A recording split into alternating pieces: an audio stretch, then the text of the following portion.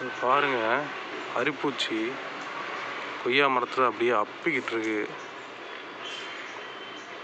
மரமே வீணாக போயிடும். இதை அப்படியே விட்டுட்டோம் அப்படின்னா இது அப்பி மரமே வீணாயிடும். அதனால் இந்த அரிப்பூச்சியை எரிக்கலான்னு பிளான் பண்ணியாச்சு. எரிக்கிறத நான் காமிக்கிறேன்.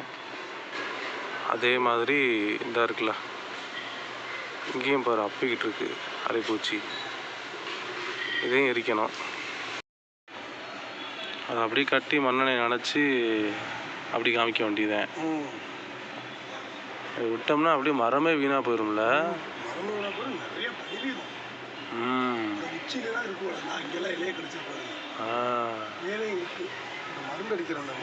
அவங்க என்னென்ன மருந்து அடிப்பாங்க? இலையில பூரா அடிக்கணும்ல. அப்புறம் ஏறாம கீழே 2 வடி அடிச்சுருவாங்க.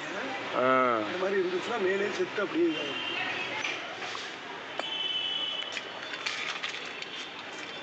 பந்தல் ரெடி. டீ பந்தல் ரெடி ஆக போகுது.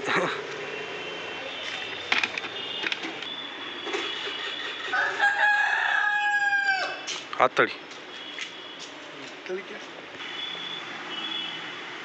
அப்படியே கொய்யா மரத்தில் காட்ட வேண்டியதுதான். ஆத்தி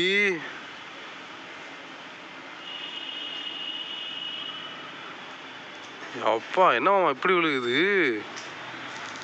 தண்டியில் இருக்கு ஒவ்வொரு பூச்சியும். ஓ இருக்கியாமா? அட்டேங்கப்பா,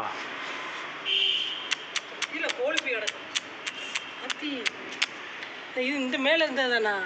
மேல இருந்ததுதான். அந்த அங்க இருக்கிறது ஒவ்வொன்றும் 3 இன்ச்சு 4 இன்ச்சு இருக்கும். இந்த மேல ஏறுது. அப்பா,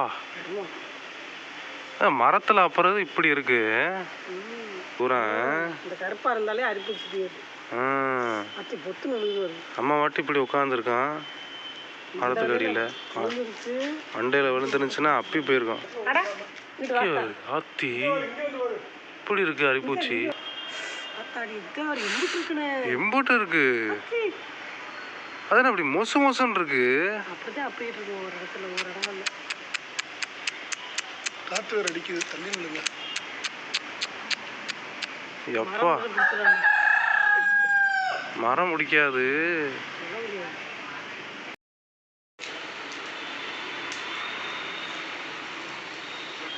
அரிப்பூச்சி வந்தால் மட்டும் எரிச்சே விடணும்.